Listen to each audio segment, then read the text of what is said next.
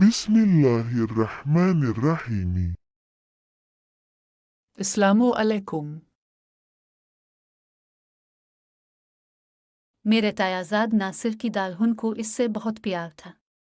इस प्यार की बदौलत नासिर को कभी यह एहसास न हुआ कि वो एक मामूली सफ़ेद पोश आदमी है जिसकी आमदनी से सहूलत के साथ इज्जत से 2 वक्त की रोटी और कुछ बुनियादी ज़रूरतें ही पूछूटी होती हैं। नासिर को बीवी के प्यार ने एतमाद दिया था।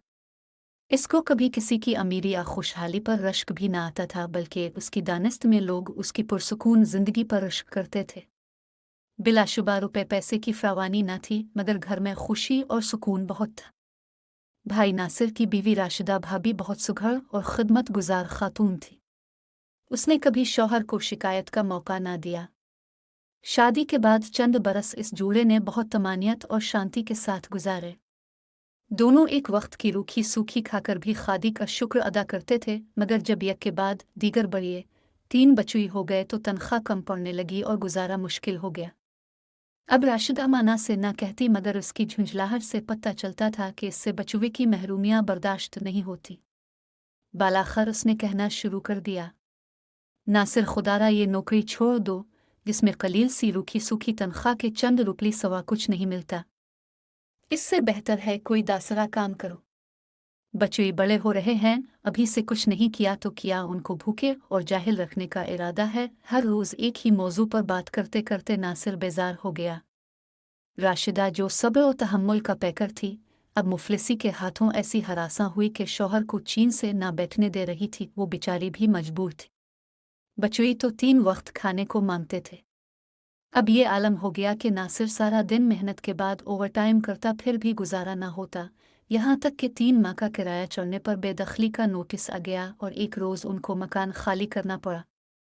ये बेचारे मजबूरना अपने बड़े भाई हफीज़ के घर बन बुलाए मेहमान बनकर आ गए। हफीज़ भाई का घर भी हमारे बराबर में ही था। उनकी बीवी तेज़ मिजाज थी। वो नासिर भाई के बचुए को आंखें दिखाती और राशिदा भाभी पर चढ़ दौड़ती कि तुम्हारे बचुए मेरे बचुए से लड़ेंगे तो उनकी बहुत पिटाई लगाओगी। नासिर भाई ये सब देखकर भी चुप रहने पर मजबूर थे। राशिदा भी जेठई की बदसलूकी पर सब्र के घूंट भर लेती। आखिर कब तक? जब वो बहुत ज्यादती करने लगी तो नासिर ने परदेस जाने की ठानी। उसने अपने सबसे बड़े भाई को फ़ोन पर हालात बताए और कहा कि मुझे बालवा सकते हो तो बालवा लो, मैं यहाँ बहुत तंग हूँ। उनका जवाब आया, क्या तुमने कोई कोर्स किया हुआ है? हाँ, कैफ़े के बाद शेफ़ का कोर्स किया था और अच्छे इदारे से किया। सनद भी है मेरे पास। ये तुमने बहुत अच्छा किया, क्योंकि यहाँ मैं एक होटल में काम करता हूँ। ये समझ लो कि मैनेजर हूँ। तुमको बिजनेस वीज़ा पर बालवाया जा सकता है। मैं होटल के मालिक से बात करता हूँ, जो मेरा दोस्त और हम वतन है। इन दिनों यूरोपीय मुल्कों की वीज़ा पॉलिसियाँ हम पाकिस्तानियों के लिए इतनी सख्त ना थी। नासिर ने आला तालीम हासिल की थी, बदकिस्मती से जितनी अच्छी नौकरी मिलनी चाहिए थी ना मिल सकी। उसने एग्रीकल्चर में मास्टर्स किया था। रुपया पास होता तो आला तालीम के लिए बैरून मुल्क जा सकते थे, मगर अपनी फील्ड में जब वतन में ही उनकी अहलियत के मुताबिक नौकरी ना मिली तो बैरून मुल्क क्यों कर जाते।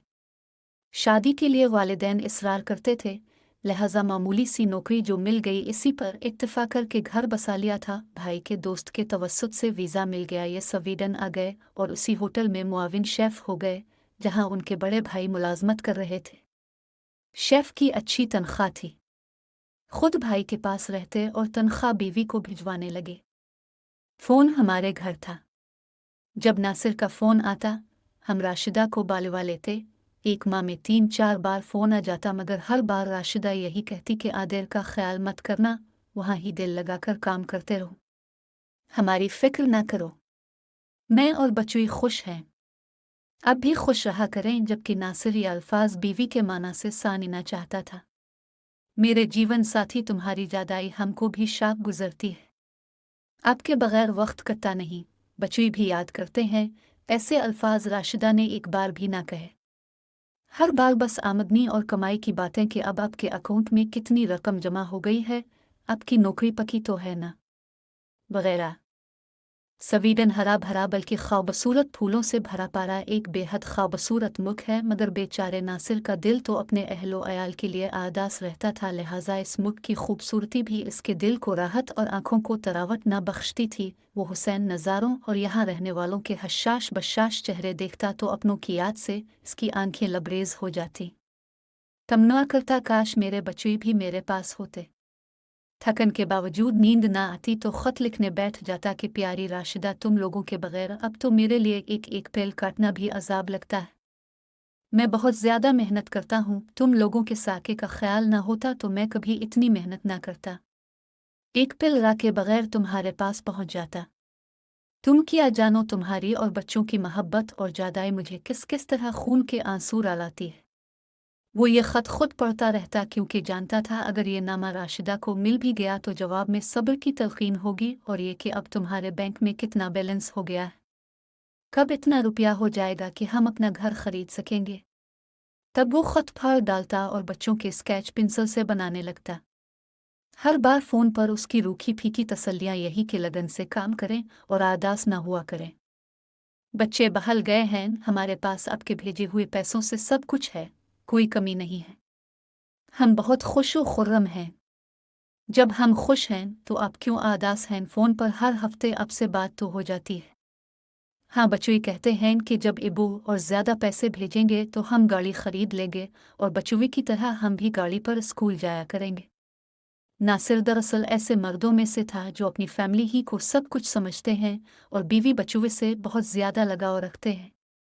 ज़्यादा दिन वो उनकी दावरी को बर्दाश्त नहीं कर सकते, जबकि इसको गए 4 बरस बीत चुके थे। इसने बीवी को फ़ोन किया, अगर तुम स्वीडन मेरे पास बचुए समेत आना चाहो तो मैं वीज़े की कोशिश करूं या फिर तुम्हारे लिए अपने साथ रहने की सहूलत की दरख्वास्त दूं? क्या गज़ब करते हो? हम यहाँ ठीक हैं। अंग्रेज़ों के मुल्क में रहाइश लेकर क्या करेंगे, जबकि यहाँ बचुए सुकून से पढ़ रहे हैं। वहाँ अब जो कमाएंगे कुंबे के अखराजात पर खर्च हो जाएगा। बचत कब होगी? मैं अपना घर अपने वतन में मकान खरीदने का ख्वाब कब पूरा कर पाऊंगी? थोड़े दिन की और जादाई से लेंगे मगर घर तो अपना बन जाएगा। अपनों के दरमियान रहने का मज़ा और है। बीवी ने इसके एहसासात और तन्हाई के दाके को ना समझा। नासिर का दिल काम से आचाट होने लगा। जी हर दम मांदा रहने लगा, जैसे इस दिल की फरियाद सुनाने वाला कोई ना हो। एक दिन अफसुर्दगी से निढाल छुट्टी के दिन समंदर के किनारे बैठा था कि एक गैर मुल्की लड़की इसके पास आ गई। उसने नासिर को बड़े प्यार से पूछा, अच्छे आदमी, तुम क्यों रो रहे हो? तब नासिर को एहसास हुआ कि इसकी आंखें नैयर बहा रही हैं। इसने इजम गमगुसार लड़की को बताया कि तन्हाई के दर्द से मेरी आंखें छलक आई हैं। वो इजाज़त लेकर पास बैठ गई, बातें करने लगी और नासिर की तन्हाई में शरीक होकर उसका दर्द बांटने लगी। इसके दिल का हाल साना और फिर अक्सर छुट्टी के दिन इससे मिलती। दोनों सैरो तफरी के बहाने अपनी अपनी तन्हाई दावर कर लेते। अब फिर से नासिर का दिल काम में लग गया। एक अच्छा साथी जो मिला, थकन और कोफ्त भी ख़त्म हो जाती थी। पहले पहल इसने मेरी को वक्ती साथी जानकर साथ ले लिया था। अब उसकी तवज्जो राशिदा को फ़ोन करने की तरफ कम हो गई। फ़ोन करता, थोड़ी सी बात करता, बचुए की खैरियत मालूम करके फ़ोन बंद कर देता। लंबी लंबी गुफ्तगू ना करता। राशिदा भी कामकाज में मसरूफ़ होती, जल्दी से फ़ोन पर बात करके हमारे घर से अपने घर चली जाती। वो सोचती थी अभी शौहर आने की जल्दी ना करे, ज़्यादा से ज़्यादा कमा ले। यही मौका है, बाद में आराम के साथ सुकून की ज़िंदगी बसर करेंगे। नासिर को भी मेरी से मिलने के बाद राशिदा के पास जाने की इतनी जल्दी ना रही थी। इसकी इस सरमेहरी पर भी राशिदा ना चौंकी। शायद वो मर्द की फितरत से नावाकिफ़ थी। नासिर पर ज़रूरत से ज़्यादा एतमाद कर बैठी थी, जबकि मेरी एक गैर मुल्की एजम लड़की ने नासिर का मसला समझ लिया था। इसने निहायत गर्मजोशी से दोस्ती का हाथ इसकी तरफ बढ़ा दिया। रफ्ता रफ्ता इस कदर नज़दीक आ गई कि जिस्मो राह के सारे फासले मिट गए। नासिर का अफसुर्दा दिल एक नई खुशी से आशना हुआ और उसने इस मकामी लड़की की तरफ से शादी की पेशकश को कबूल कर लिया।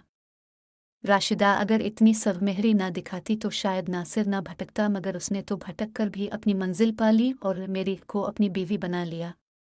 बचुवे के वाले से ये सोचकर खुद को तसल्ली दे देता था कि उनको अच्छे मुस्तकबिल के लिए रकम चाहिए जो भेजता रहूँगा और वो अच्छी तालीम हासिल कर लेंगे। राशिदा को नासिर की शादी का इस वक्त इल्म हुआ जब इसका एक दोस्त कुछ तहाइफ जो नासिर ने बचुवे के लिए भेजे थे लेकर पाकिस्तान आया। उसने राशिदा को बता दिया कि तुम्हारे शौहर ने वहाँ एक मकामी लड़की से शादी कर ली है जो बहुत खूबसूरत है और मालदार भी है। ये सुन कर राशिदा को गश आ गया। फिर उसने इस गम को ऐसा कलेजे से लगाया कि आस्ता आस्ता घुलने लगी। बालाखर अल्लाह को प्यारी हो गई। जब नासिर को इत्तला मिली तवास ने जल्दी से टिकट कटाया और घर लूटा। तब इसको पता चला कि जैसे वो राशिदा की जुदाई में रंजीदा रहता था वो भी ऐसे ही इसकी जादाई में तड़पती थी मगर शौहर को न बताती थी। इसकी डायरी में तहरीरें इन सोहे से भीगी हुई मिले। नासिर की जुदाई ने इसे भी दीमक की तरह चाट डाला था मगर बचुवे के मुस्तकबिल की खातिर वो ये दा के अकेले ही सहती रही, किसी से इजहार न किया। काश जुदाई के दिन ख़त्म हो और मैं अलिफाड़ कर तुम्हारे पास पहुंचूं। डायरी में ऐसे जुमले भी दर्ज थे। नासिर सोचता रह गया कि अगर राशिदा ये सब कुछ जो मेरे लिए डायरी में लिखती थी मुझे लिख कर भेज दिया होता तो मैं मेरी से कभी शादी न करता। इंसान कभी कभी एक दासरे से सच्ची मोहब्बत करते हुए भी एक दासर बड़िए को समझ नहीं पाते और ये एक बहुत बड़ा अलमिया है। अगर वीडियो आपको पसंद आई है तो इसको शेयर और लाइक करना ना भूलें।